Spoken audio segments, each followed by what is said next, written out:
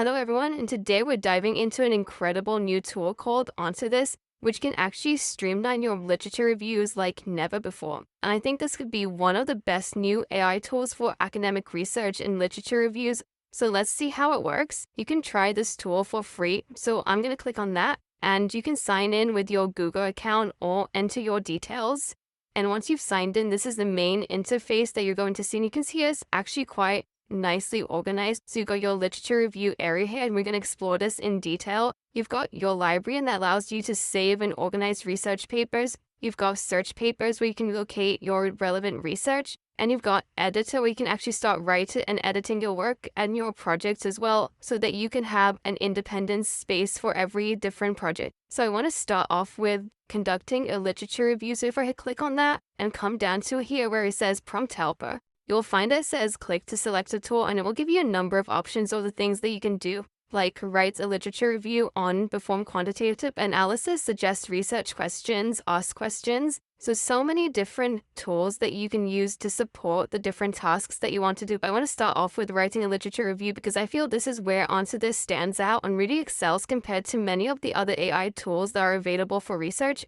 And this is because they're able to use over 250 million papers to generate a review that's more accurate and has line-by-line citations. So I'm going to click on that, and once I've clicked on it, you'll find that it says type your research area here. So I'm just going to write here graduate employability, and if I press create, you'll find here that it says write a literature review on graduate employability. Now I want to just develop that a bit more, so I'm just going to add to it write a literature review on the developments in graduate employability. Now, I always like to use graduate employability as my test area because I know all the papers in the field quite well, and so this gives me a good indication of whether the tool is extracting the right and relevant resources. So once I've refined the question that I want Answer This IO to respond to, I am going to enter that. Now, before it starts to process my request, mind that this filter opens up. And this is really important for refining and deciding on the direction of my literature review, because then it helps me specify what I want my outcome to be. So here it tells us what are the minimum citations that you want. So I don't have any minimum citations, so I'm just going to keep that for now. And then it says turbo mode. Do you want it to go even faster? Database, should I select internet for more success, or use AI only for quick responses? And here you can specify with whether you only want research paper. So I'm going to click on that because I want my literature review to be focused on journal paper articles. And you can see that you can even specify the resources that you want it to come from. So I'm just going to keep all these selected, which is absolutely fine. I'm going to leave this unchecked, the web search. And you also have options like patents, my library. If you've uploaded your own research papers, which I'm going to show you how to use that as well. And then here you can specify the publication dates, and this is really important. If you want to make sure that you're accessing the recent papers, you can actually choose the date that you want to specify the publication from. I'm just going to leave that because I want it to access the older papers as well. And then double check citations. And this is really interesting, this double check citations, because what it's doing is having this built-in function that makes it go back and check that it's extracted the most useful sources for you. And then the output type, do you want a default or do you actually want the full paper written? So I'm going to keep these filters as is now, and I'm going to submit my search. And what you'll see is that it will take a little bit of time, maybe 1 or 2 minutes, to start processing your request. And then we'll look at how the literature review turns out. So it's now come back with the literature review. So before we start going into the literature review in detail, let's look at the outcome that we have received. So we've got a full literature review here on one panel.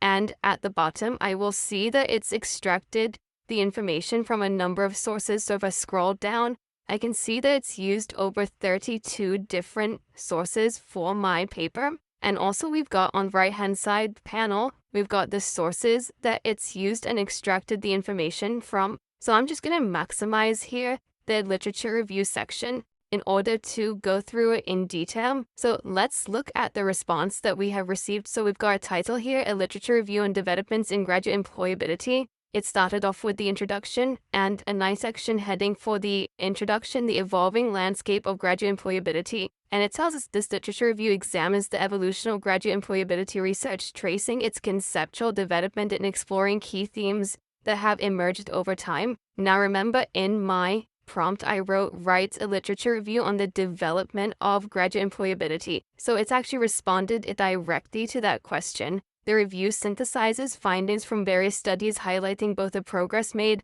and the persistent challenges in the field. And you can see that the tone that it's using is actually quite different from what you'd usually get from the generic LLMs. It's a lot more thoughtful. There's more understanding of the request in the types of words that it's chosen as well. The focus will be on understanding the multifaceted nature of graduate employability, the evolving role of higher education institutions, and the dynamic interplay between graduate skills, employer expectations, and labor market demands. Now you can see here that we have a reference to the exact sources it's used. So we've got source 1, 2, and 3. If I try and click on the reference, it doesn't open directly. So I would have liked to see that to just take me to the reference straight away. But if I scroll down, I can see the sources that it's used here. So the first source that it's taken information from is Employability in Higher Education, a review of key stakeholders' perspectives. And we can see that it's a very recent source, so that's a very good start. Okay, number 2, seems to be the same source as well. And number 3, this is information from Graduate Employability and Competence Development in Higher Education. This is a systematic literature review, which is excellent. And again, fairly recent source. So if we carry on going through the literature review, it starts off by defining employability beyond employment rates. And this is really important because this is exactly what's happening in the field. We can see that early research on graduate employability often equated the concept with simple employment rates. And now it's telling us no, that this approach was overly simplistic and inadequate for capturing the complexities. And then it goes on to again reference the sources that it's used for this.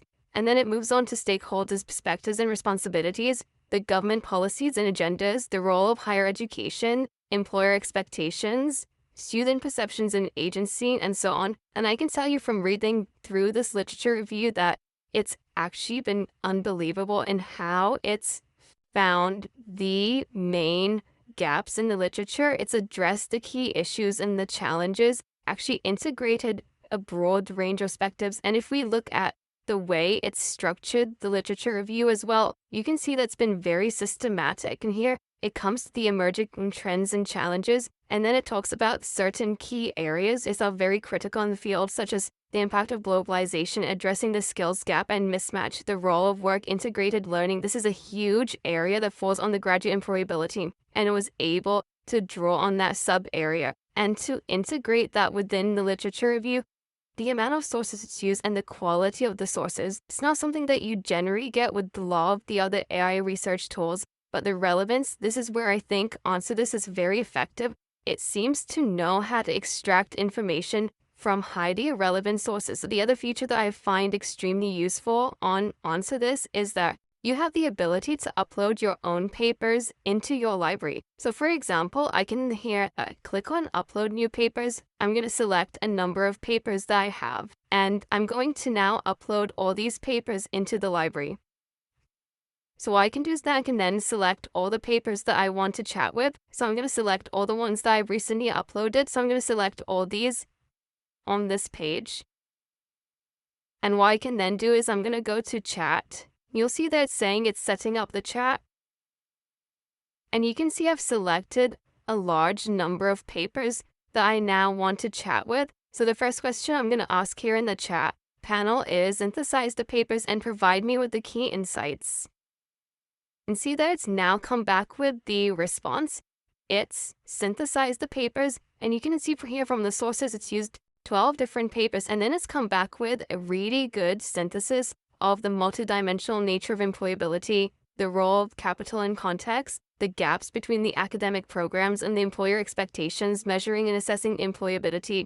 And this is really useful because it's using the information from the sources I've given it, but it's bringing everything together. And then I can continue to ask follow-up questions that are related to these specific papers. And you'll notice down here that I can extract this information, can download it as a PDF, as a Word document, or I can copy it and insert it into a document that I'm already working on. And another feature that I really love about Answer This is that I can actually go to a certain part of the text. So for example, I can select this part and then go to Explain Selected Text. And then what it does is that it then explains this specific part of the PDF for me. You can see that the part that I've selected has come up on this side.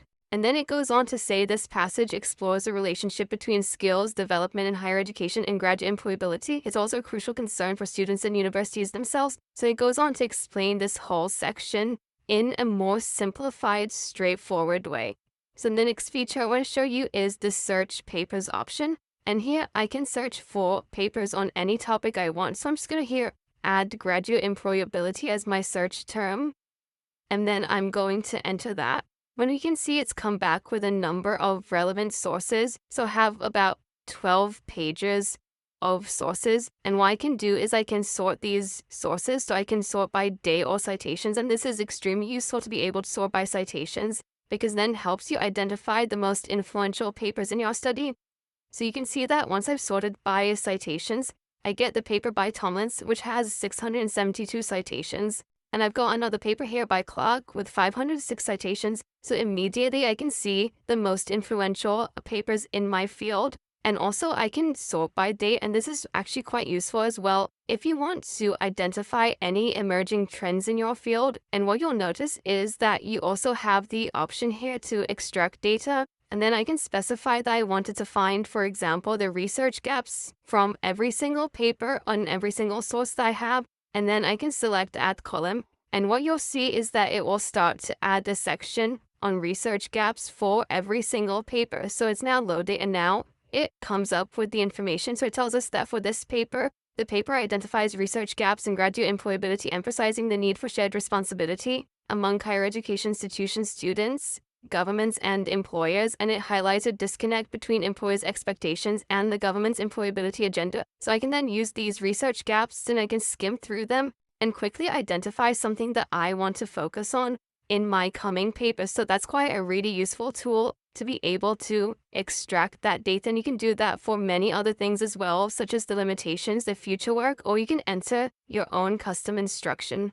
And after skimming through all the papers, what I can do is that I can identify the sources that are most relevant, and then I can then save them to my library, and I can save as many as I wanted to. So I hope you found this video useful, and I look forward to seeing you in the next video.